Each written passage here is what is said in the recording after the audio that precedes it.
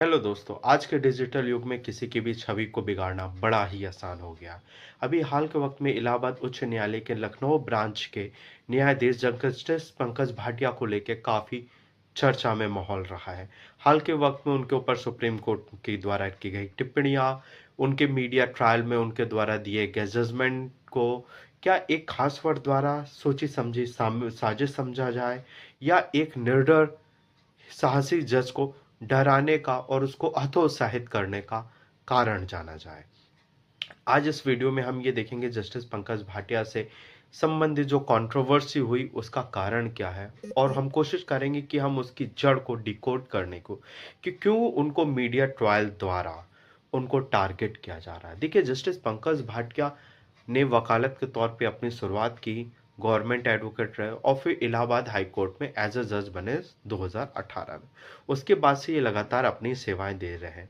Justice Pankaj Bhatia को Allahabad high court में वकील वर्गों के में एक बहुत ही साहसी, निडर और निष्पक्ष जज के तौर पे माना जाता है।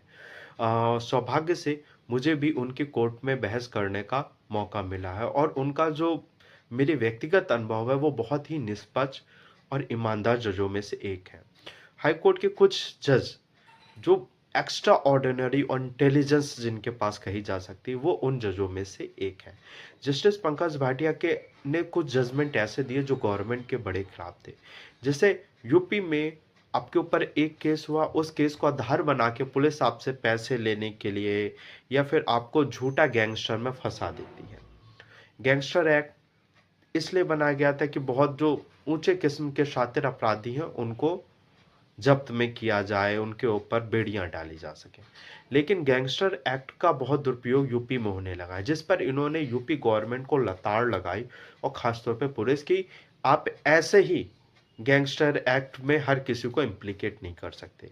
तो ये आदेश गवर्नमेंट के खिलाफ गया और पुलिस महकमे में तहलका मच गया। फिर गौ रक्षा को लेके यूपी में क्या माहौल है आप जानते हैं। गौ तस्करों पे ये इन्होंने ये भी जजमेंट दिए कि गौ तस्करी में झूठे लोगों को इम्प्लीकेट कर दिया जाता है, और उन्होंने उनको भी बेल देना चालू कर दिया, जो और यूपी गवर्नमेंट के खिलाफ चली गई। देखिए, गौ तस्करी एक अलग बिल्कुल सेपरेट मामला है। हाँ, हम गौ मांस में, हम मीट एक्सपोर्ट में हम यद्यपि नंबर वन होने वाले हैं, लेकिन हमारे यहाँ आयात में हमारा जो मीट जाता है दूसरे देशों में, उसमें हम भले टॉप करने वाले हैं, वो बात अलग है। लेकिन अगर आप ऐसे गौ तस्करी करते हैं या मीट करते हैं तो उस पर आपके कड़े कानून सेक्शन है। लेकिन इन्होंने देखा कि निर्दोष लोगों को फंसाया जा रहा है, तो इन्होंने लताड़ लगा दी। फिर इनके ये जो जजमेंट थे ये महकमे तहलका मचा दिए। इन्होंने क्या किया, जो प्रशासनिक तौर पे अधिकारी थे उनको बहुत अच्छी डांट लगाई। फिर शुरू होता है किसी भी एक निर्दय साहसी जज को कैसे मीडिया ट्रायल द्वारा हम दबाएं, कैसे हम उसकी आवाज़ को प्रभावित करें। इन्होंने 304 बी में दहेज हत्या में एक जजमेंट दिया जो सुप्रीम कोर्ट गया। सुप्रीम कोर्ट ने कुछ गलत टिप्पणियां जज साहब के ऊपर कर दी, जिस कारण हाई कोर्ट के जज ने खुद कहा कि मुझे बेल के रोस्टर से हटा दीजिए आप। ये टिप्पणियां मुझे असहज करने वाली और चिलिंग इफेक्ट मेरे ऊपर करती है, जिस कारण फिर सुप्रीम कोर्ट में सीजीआई ने कहा कि एक किसी न्यायाधीश पे उच्च न्यायालय के आपको ऐसी टिप्पणी नहीं करनी चाहिए। तो सुप्रीम कोर्ट ने अपनी उन टिप्पणियों को वापस ले लिया। उसके बाद से शुरू हो गया जस्टिस पंकज भाटिया के खिलाफ मीडिया ट्रायल का खेल। अब इन्होंने फिर ये रिपोर्टें निकलने लगी कि इन्होंने एक महीने में इतने बेल ऑर्डर दिए, सबको बेल दे दी है, एक से लाइन है, पूरे मामले की जड़ तक नहीं गए, ये एक तरह से मैकेनिकल ऑर्डर पास कर रहे हैं, जो बिल्कुल ही गलत है। देखिए, इसमें कई चीजें हैं। बाहर के लोगों को लगता है कि अरे पूरे केस को सुना नहीं गया, सही से क्या नहीं। आपको पता है उच्च न्यायालय में एक जज के सामने पर डे 1000 केसेस लिस्टेड होते हैं। 10 बजे कोर्ट बैठती है, 4 बजे का कोर्ट के उठ जाने का टाइम है। अब 1000 केस में अगर कोर्ट अगर 5 मिनट भी पर केस को देगी, आपको लगता है कि आपके केसों की सुनवाई हो सकेगी? नहीं हो, कभी नहीं हो सकती। और हमारे यहाँ अभी एक जज साहब ने सुप्रीम कोर्ट के एक फंक्शन में बोला कि हमारे यहाँ कम से कम 1100 से ज्यादा सैंक्शन जजों की पोस्टें खाली हैं, जिसमें मुश्किल से 778 जज ही कार्यरत कर रहे हैं। गवर्नमेंट के पास आपको समझना चाहिए गवर्नमेंट के पास पहुंचते हैं नाम कि जजेस बनाए जाएं, जजेस की भर्ती किए जाएं। गवर्नमेंट जानबूझ के नामों को लटकाती है। गवर्नमेंट जानबूझ के नाम को सैंक्शन नहीं करेगी क्योंकि जज आएंगे तो आपको न्याय मिलने लगेगा, जजेस आगे तो आपके मैटर सुनने लगे। गवर्नमेंट की मिली भगत होती है कि आपको किसी तरह जस्टिस ना मिले। इसको आप सिंपल से ऐसे समझ ले, आपके ऊपर एफआईआर होती है, गलत पुलिस द्वारा एफआईआर कर दी जाती है, किसी पॉलिटिकल रैबरी में की जाती है। आप कहाँ जाओगे? आप सीधे हाई कोर्ट आओगे। हाई कोर्ट में आप सीधे आओगे क्वेश्चन में, क्वेश्चन में आओगे। अगर हाई कोर्ट ने कुछ आदेश कर दिया तो गवर्नमेंट की और पुलिस वालों की धरी रहेगी। तो वो क्या करेंगे? वो जजेस ही नहीं बनाएंगे, वो जजों के नामों ही नहीं सैंक्शन करेंगे। कहते हैं ना कि जो लोग सवाल उठाते हैं कि कोलेजियम कोलेजियम कोलेजियम कोलेजियम से जज बनाए जाते, अरे कोलेजियम तो नाम बता देता है कि इनमें से जज बना दो। गवर्नमेंट किसी किसी नाम पे इतने वक्त तक बैठी रहती है कि उस व्यक्ति की जज बनने की आयु निकल जाए।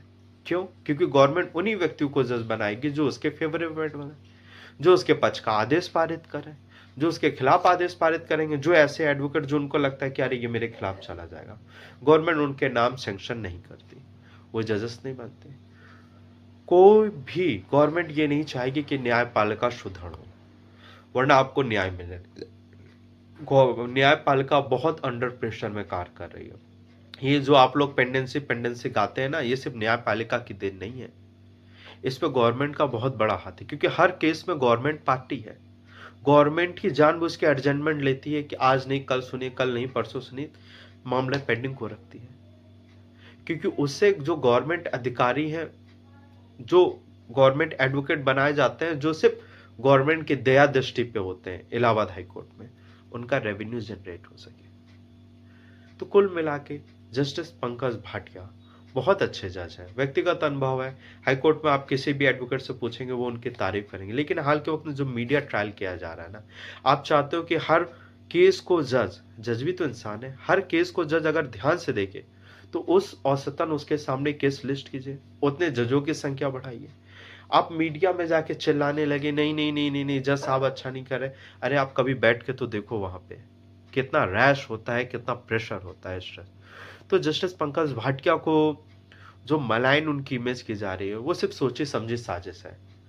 वरना गवर्नमेंट छोटे मोटे अपराधियों पे जो उसके खिलाफ बोलते हैं, जो उसके पक्ष के नहीं, उन पे गैंगस्टर लगा रही थी। पंकज भाटिया ने टाइट कर दिया, अरे अब तो हम किसी पे गैंगस्टर लगाएंगे, पंकज भाटिया बेल में बैठे हैं, ये तो उसके पक्ष का आदेश कर देंगे। तो क्या करो, पंकज भाटिया को बदनाम कर दो, उनके ऑर्डर को लेके ऐसा माहौल बनाने लगो कि वो आदमी बेल से हट जाए। वो आदमी बेल से हट गया रोस्टर में, अब धड़ल्ले से गैंगस्टर लगाओ, आदमी जेल में जाएगा। आपको बेल मिल रही है तो आपको परेशानी हो रही है।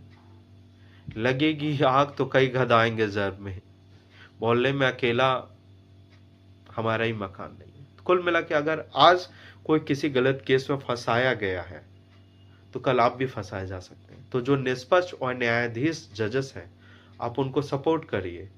वरना आप इस तरह मीडिया ट्रायल करेंगे, वो जज हतोत्साहित होंगे, तो अगली बार जज न्याय करने से पहले सोचने लगेंगे।